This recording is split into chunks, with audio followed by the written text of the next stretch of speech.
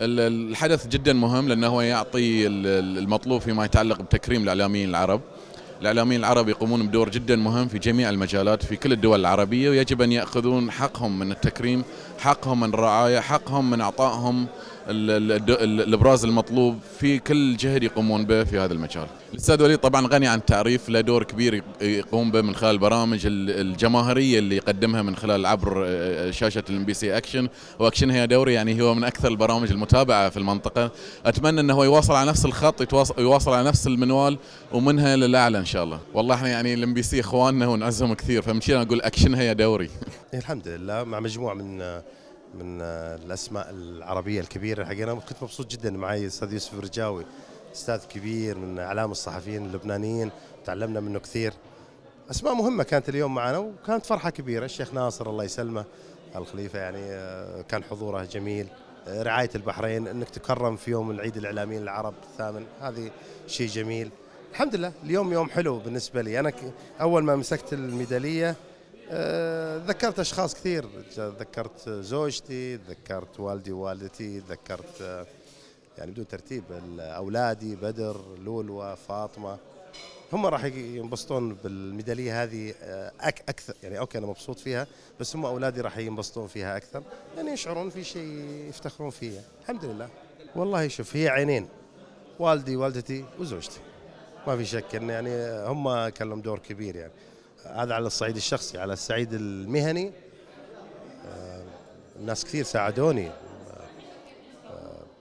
الأستاذ علي داود ساعدني في الART، الأستاذ هلال طويرقي ساعدني في بداياتي الصحفية، الأستاذ فيصل الشيل في الرياضي، الشيخ صالح كامل في ART، محي الدين صالح كامل، عبد الله صالح كامل مع حفظ الألقاب. يعني الناس هذه وقفت معي كثير، كان لهم دور كبير في مسيرة وليد الفراج الإعلامي. الناس شايفين الظاهر، ترى في اللي تحت الظاهر هالشيء كثير. ناس كثير وقفت معي الحمد لله. يعني الدين صالح كامل، ماذا يعني هذا الاسم لوليد الفراج؟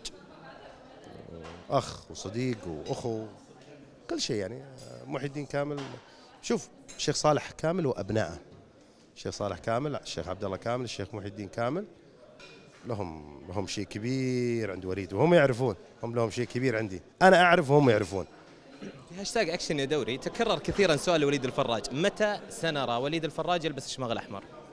لما تجي شركة تقدم عرض كويس ممكن ألبس شماغها. الوالد والوالدة كلهم قدر واحد، يعني كلهم غالين وكان لهم موقف كبير. وهذا طبعا بالدوري هذا الرافع، شوف أحلى شيء، أحلى من أحلى المفاجآت. تعال يا علا أنت فيصل الشوشان، من أحلى المفاجآت اللي شفتها اليوم. هالاثنين جاييني، هذا من حبايبي اللي بأيام الART، وهذا من حبايبنا الجدد. يعني أبو بدر يستحق أكيد التكريم كأحد رواد الإعلام الرياضي العربي. وأبو بدر يمكن تدرج من الإعلاميين القلائل اللي تدرج بكل الوسائل الإعلامية، بدءا من الصحافة وأيضا عمل في الإذاعة والتلفزيون والسوشيال ميديا. يعني أعتقد أن أبو بدر يعني لا في جروب جديد الحين، جاء جروب عاد من قديم من أيام الرياضي. تعال من أيام جريدة الرياضي، عاد نرجع 20 سنة ورا شوي. غانم القحطاني أبو فيصل لو تدخل معنا. غانم القحطاني طبعا، شو مسوي فيها رسمي؟ تعال بس سلي انزين. يعني انا شخصيا طبعا انا فضل بعد رب العالمين وليد الفراج وجودي في الاعلام. بخوني والله انا محتاج امدح، يعني ترى كله حش في تويتر. طاحت اشياء. تجربه 5 سنوات مع ابو بدر اعتقد كانت ثريه. هذا سلي انا معمر صديقي طبعا مسوي فيها رثقل. ايام اول بعد. انت ما كنت طالب جامعه البترول؟ الا كنت طالب جامعه البترول. ونعمل الحين جامعه وليد لو اقول الحكايه كلها طبعا يبي لها افلام. ايوه طبعا افضل مخرج وافضل منتج في العالم كله. ايوه عشان كذا طلع نجم. يا عيني فيصل الشوشان وليد. فيصل لا لسه جاي شغل كبير. فيصل الشوشان تشوفونه، بس هذا اللي جاي يدعس الحين. رمان باللي الانتاج. بس ابي اقول من كلمه حق الفضل لله ثم هذا الرجل اعطانا شيء باور كبير، يمكن شيء مذمه في الوجه، عرفت؟ لا والله انا شوي لاني اعاني من مشاكل نفسيه. ما عرفت تبخ انت، هذا يبخ يصبر. وليد الفراج يمكن المجموعه بالكامل دعم المجموعه هذه بالكامل اللي احنا موجودين الان، صحافه واذاعه تلفزيون. كثر خير ابو بدر، واليوم جاي نحتفل فيه ان شاء الله، والله يوفقه ان شاء الله في نطيب اصلكم.